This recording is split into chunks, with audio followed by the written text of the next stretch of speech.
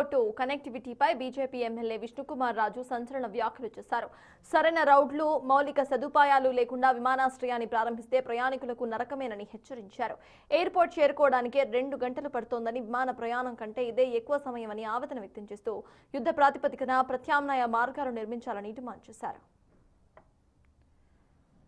ఏదైతే భోగాపురం ఎయిర్పోర్టు అతి తొందరలో ఇక్కడికి భోగాపురం ఎయిర్పోర్ట్ ఆపరేషనల్ గా వచ్చే పరిస్థితి ఉన్నప్పుడు మాకు విశాఖ వాసులకైతే ఇది కొంచెం చాలా దూరం అయిపోతుంది, అట్లాగే ట్రావెలింగ్ కి కూడా 2 గంటలు పట్టేస్తుంది అనేది ఒక బాధ అయితే ఉంది. దీనిలో మీరు ఒకటి అబ్జర్వ్ చేయవలసింది ఏంటంటే, క్రిందటి సంవత్సరం అంటే 2025 జనవరి 1 నుంచి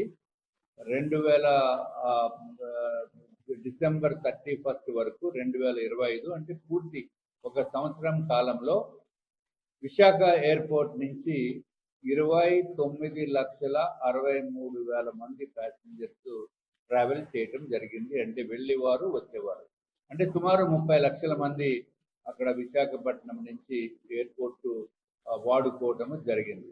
63 సంవత్సరాల తర్వాత విశాఖపట్నం ఎయిర్పోర్ట్కి డైవర్స్ ఇవ్వటం అంటే చాలా బాధాకరమైన విషయం విశాఖ వాసులకి.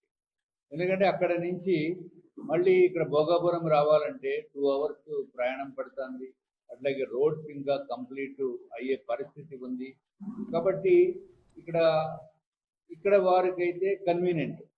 విశాఖ వాసులకి ఎవరిని అడిగినా బాబాయ్ అంత దూరము చాలా ఇబ్బందికరమైన విషయము. కనీసం ఒక 2 అవర్స్ మార్నింగ్ ఫ్లైట్స్ ఏదైతే ఆంధ్ర రాష్ట్రానికి సంబంధించింది, విశాఖపట్నం నుంచి విజయవాడ, విశాఖపట్నం నుంచి తిరుపతి, విశాఖపట్నం నుంచి హైదరాబాద్ ఉదయం 2 గంటలు, సాయంత్రం 2 గంటలు, కనీసం ఆ 2 అవర్స్ అన్న ఆపరేషన్స్ లో పెట్టే విధంగా చూడండి అని పెద్ద ఎత్తున ప్రజల దగ్గర నుంచి కోరికలు రావటం జరుగుతుంది. కాబట్టి మీకు రామ్మోహన్ నాయుడు గారు గౌరవనీయులైన మంత్రివర్యులు పక్క జిల్లా కాబట్టి మీ ద్వారా వారికి కూడా విన్నవించుకుంటున్నాం. ఏదైతే భోగాపురం ఎయిర్పోర్ట్ లో